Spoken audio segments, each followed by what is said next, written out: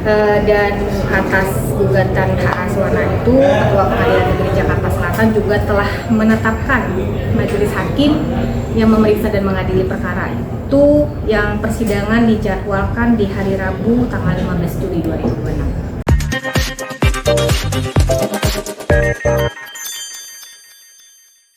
Benar, Ruben Samuel Onsu telah mengajukan gugatan ke Pengadilan Negeri Jakarta Selatan yang ditujukan kepada Sarwenda, terdaftar pada nomor register 756 PDTG 2026 PNJKTsel yang didaftarkan kemarin pada hari Rabu pukul tanggal 1 Juli 2026 dengan melalui kuasanya Dr. Minola Sebayang SAMH, ya.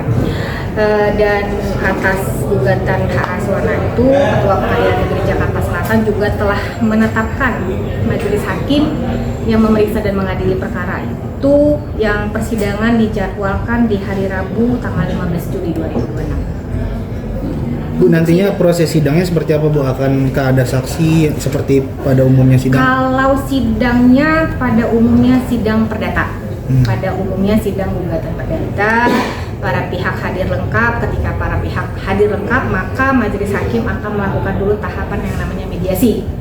Semoga dalam tahapan mediasi itu para pihaknya sepakat tentang hal-hal yang menjadi gugatan, sehingga nantinya akan dikeluarkan akta vandading, artinya berdamai, selesai itu gugatan. Tetapi apabila dalam tahapan mediasi itu para pihak tidak sepakat terhadap apa yang diajukan masing-masing, ya, baik penggugat dan tergugat kan pasti nantinya akan mempunyai kemauan masing-masing, ya, akan mempertahankan dalil gugatannya dan akan mempertahankan dalil sangkalan dalam jawabannya. Dan apabila mediasi tidak berhasil, maka akan dilanjutkan ke pemeriksaan pokok perkara, jawab jinawab, jawaban, replik, duplik, dan pemeriksaan bukti, dan nanti akan ada pemeriksaan saksi kalau para pihak mengajukan saksi dalam perkara ini, kesimpulan dan akhirnya putusan oleh majelis hakim. Intinya seperti itu. Ada satu dalil yang menyebut itu, ya, Bu, tadi sulit bertemu. Kalau itu salah satunya, ya, sulit bertemu, ya. Oke, semua. Oke. Ada lagi? Udah. Cukup, mantap. Klien abang misalnya atau klien saya tidak akan memberikan hak untuk berkumpul bersama dengan anak kecuali itu perintah pengadilan misalnya. Kalau memang hal itu yang disampaikan, kan kami dari awal tahu untuk mengambil langkah dan sikap, ya. Tapi kan ini kan tidak pernah. Jadi kalau memang misalnya momentum yang ditunggu, ya harusnya dari awal disampaikan. Kami tidak akan mentaati Akta 39 itu, menyerahkan anak-anak berkumpul bersama dengan Ruben Onsu kecuali ada putusan pengadilan. Nah, kalau dari kemarin kita tahu hal itu seperti ini, ya pasti kita akan mengajukan gugatan hak asuh, ya. Nah, namun kan hal itu kan tidak pernah dinyatakan dengan suatu sikap yang tegas gitu loh.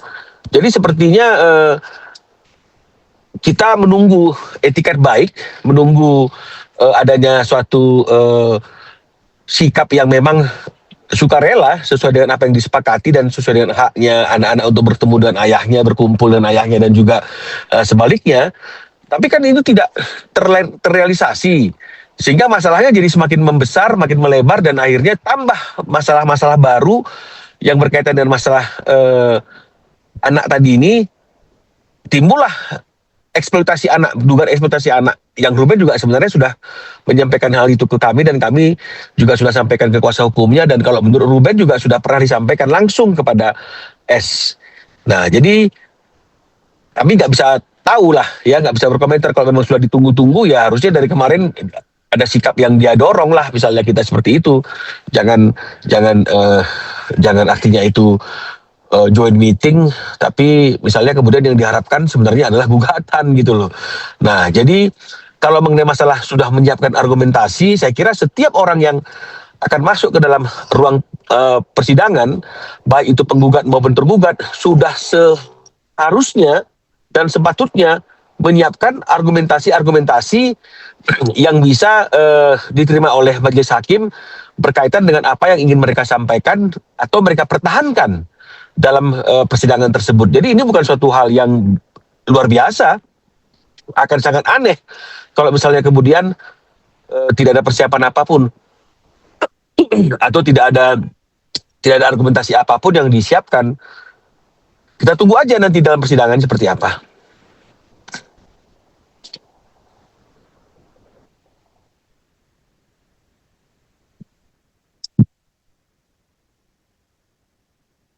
Ada yang lain? Kalau untuk berapa yakin untuk tingkat kemenangan jika mengajukan ini? Kalau masalah keyakinan, tentu setiap kita melakukan upaya hukum, kita kan tentu memiliki keyakinan, ya. Karena buat apa kita mengajukan gugatan kalau kita tidak memiliki keyakinan? Tapi kan bukan itu yang menjadi poin utamanya. Poin utamanya adalah bagaimana ya kita bisa membuktikan apa yang kita sampaikan dalam gugatan kita, dan yang kedua adalah bagaimana majelis hakim yang memeriksa dan memutus perkara ini bisa melihat perkara ini sejernih mungkin dan seobjektif mungkin. Itu yang menjadi penentunya. Tapi Bang, kan kalau chemistry sendiri sampai saat ini kan tidak terlalu gimana ya Bang? Chemistry-nya kan belum dapet nih sama anak-anak. Itu agak susah nggak sih Bang? Kalau Chemistry apa nih? Chemistry apa ini, Mbak? Maksudnya kan sekarang lagi gimana gitu sama bapaknya Bang, karena Loh, iya. kan udah Justru karena hal itu kan nggak jadi penentu. Namanya anak di bawah umur. Anak di bawah umur itu kan dia masih belum bisa mengambil sikap dan keputusan. Kalau dia sudah bukan anak, Bang. Kenapa? Keputusan tetap ada di anak mau ikut atau enggaknya atau gimana? Buat apa ada aturan hukum yang mengatakan anak di bawah umur itu di bawah pengasuhan ibunya kalau memang misalnya kemudian yang menjadi penentu adalah keinginan anaknya. Jadi bisa. Coba kita pikirkan dulu bersama-sama. Buat apa ada aturan hukum yang mengatakan ini tergantung keinginan anaknya gitu misalnya. Ya, tapi aturan hukum mengatakan sebaiknya anak yang di bawah umur itu di bawah pengasuhan daripada ibunya. Meskipun sama-sama tetap bertanggung jawab atas pendidikan dan asuh anak gitu misalnya.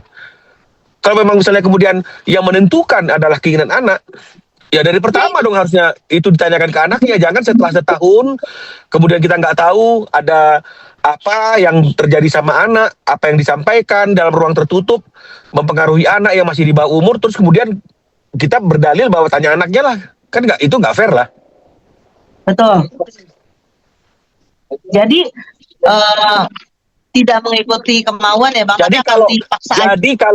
Jadi kalau memang misalnya mau seperti itu, izinkan dulu anak-anak sama Ruben setahun, seperti ketika anak-anak sama dia setahun. Jadi fair kan, setahun sama setahun sama Ruben, tanya sama anak-anak mau sama siapa. Tapi kalau misalnya kemudian hari ini Ya sih Bang, untuk pihak Ruben Onsu sendiri. Silakan. Oke, prinsipnya semua yang dilakukan ini yang harus kita jaga adalah kepentingan anak. Ya, kalau bisa saya berharap tidak usah lagi kita berbalas pantun di media. Ini sudah ada jalurnya. Biarkan hakim yang memutus. Biar fakta persidangan yang dinilai oleh hakim bukan penggiringan opini, tetapi fakta persidangan yang mana semua kita ajukan demi kepentingan anak sekali lagi. Ya, kita paham situasinya mungkin ada perbedaan pandangan, tetapi saya berharap jangan sampai anak-anak ini menonton pertengkaran orang tuanya terus-menerus sehingga nanti tidak baik buat psikologis anak. Itu aja. Memang sudah ada pendaftaran gugatan hak asuh dari klien Bang Minola ya, dari Ruben Onsu. Ya, jadi kami akan pelajari dulu. Memang kami belum lihat juga apa isi gugatannya, tetapi terkait hak asuh. Nah, kami memang menunggu momen ini. Kenapa? Karena dengan gugatan di pengadilan, maka kami juga akan membuka semua hal yang belum pernah kami sampaikan di media akan kami sampaikan. Yang mana yang kami sampaikan adalah fakta dari awal pernikahan sampai dengan akhir pernikahan. Ya, Bang Minola akan membela kliennya, membuat bahwa kliennya layak untuk mendapatkan hak asuh. Kami sebagai kuasanya Bang Bu Sarwendah juga akan mempertahankan bahwa klien kami adalah yang paling berhak atas hak asuh.